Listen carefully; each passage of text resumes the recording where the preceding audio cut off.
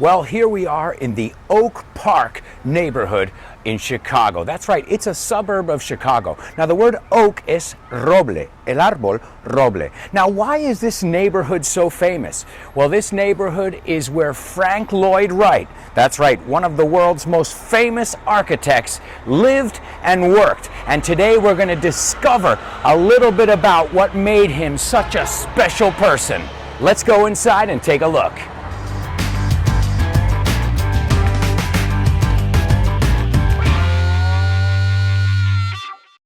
We're here with Laura. She is the Director of Operations here at the Frank Lloyd Wright Studio and home. She's going to tell us a little bit about this amazing architect and his legacy. Laura, thanks for meeting with us. Oh, sure, happy to. First of all, tell us a little bit about where we are. We're in the neighborhood that's called Oak Park, and this is a unique, one-of-a-kind, special neighborhood. What makes it so special?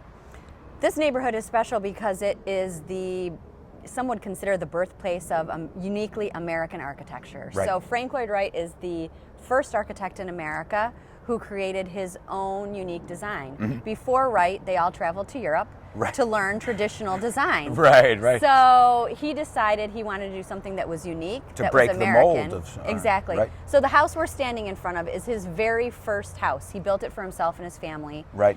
And it started his house, and then he had 6 kids, and so it became more house. And then he moved his architecture practice here and then built the studio. So that's what this is. And then the neighborhood we're in Oak Park, has the largest concentration of Wright-designed homes and structures anywhere in the world. Wow. So this was where he tried everything. It's where he cut his teeth. Right. We think of it as his laboratory. Well, tell us a little bit about the prairie style. I know he's known for the prairie style. Maybe we could explain to the viewers a little bit more about what that entails. Sure. So Frank Lloyd Wright grew up in Wisconsin, which is the state just north of us. All right. We're in Illinois, and they share a very common flat landscape. Right. And Wright wanted the houses to look like they were growing out of the ground. Kind of sprouting. Like he really believed in bringing nature into design. Right. So he built these houses that are low, very, very much horizontal. Right. They have nature built into the design, like our planter boxes that we have. Right.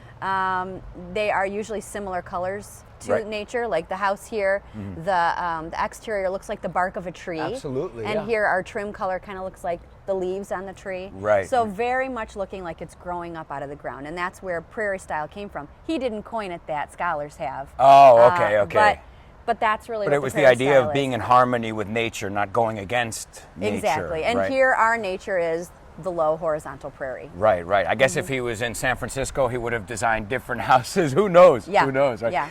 Well, he's designed so many houses, museums, Fallingwater, one of his most famous ones, the Guggenheim in New York City, which looks like a seashell.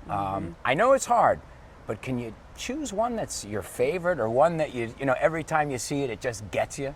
So I would say it's where I am. So right now, I would have to tell you it's this house, because I love the planters and I love the way it's beautiful, the nature really is brought into design. And honestly, I'm always the most taken back by how he does that. Right. You know, be it these round planter boxes that are relatively simple here, Yeah. to at the Robbie house we have hundreds of linear feet of planters all along every horizontal axis. And so that's what I love. So today here, it's this one. The Robbie house is considered Wright's best example of prairie architecture anywhere in the world. Okay. And it's here in Chicago on the south side of the city on the University of Chicago campus. What was Frank Lloyd Wright really like? He had ideas about how everything should be done, from how we live aesthetically. So not just the exterior of the house, like many architects, they just do the exterior and the floors, and then an interior designer comes in to do the rest. Sure, it's a separate Wright did job. Complete design. Right. From hands-on. the knickknacks on the shelf. Oh, wow. He wanted to have some sort of say over all of that. And in all disciplines, there's those very special, unique people that some call geniuses. Absolutely. Who just completely revolutionized the way we live, and that's what he did. Right. In creating this uniquely American style of architecture. Sure.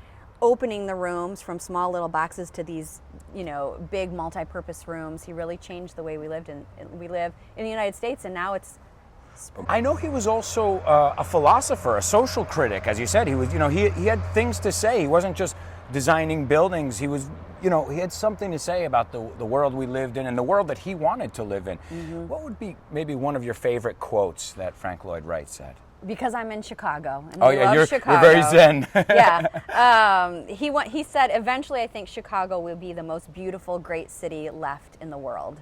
And I think he's right. It is a gorgeous city. Yeah. Not just Oak Park, but Chicago in general. It's just a beautiful city, and not just architecturally speaking, but the river going through it and all that as well. Right. I wanted to ask you as well, what is the aim here at the Frank Lloyd Trust? What is your objective as a group? Right. So we were in the 1970s. We had a group of hippies. We'll call them hippies. Yeah, sure. Who decided to purchase this house and restore it. They knew that it was important. They knew Wright was important. Right. And at that point in the United States, historic preservation wasn't really a thing. Right. They were just tearing down buildings when they were old, and that was the end of it. Right. So they bought this house and they worked very hard to restore it. And so a big aim of ours is obviously historic preservation and restoring these houses, preserving them, and presenting them to the public. But there's also a larger aim too, to educate and inspire future generations. Sure, of architects, city planners. Architects, designers, city planners, anyone. Right. Because of this house and his architecture speaks to people in different ways. Right, So absolutely. It really is our job to open it up, allow people to experience the space, and take that and learn. And we do lots of programs with kids and schools to help inspire and light that spark, because the next great idea is out there. Right. Could be on the tour today. There could be one kid here who sees it and he's just like, I want to do that. Exactly. Or I want to do my own version of that. Yeah. All right, well, since our listeners or our viewers are in Spain, would you like to say, how's your Spanish? I need help. All right, I can help you out. Let's invite them to come visit here in Oak Park. Okay. How do you say, we'll say, ven a visitarnos. Ven a visitarnos. Aquí. En el Frank Lloyd Wright Home and Studio. Frank Lloyd Wright Home and Studio. Come visit.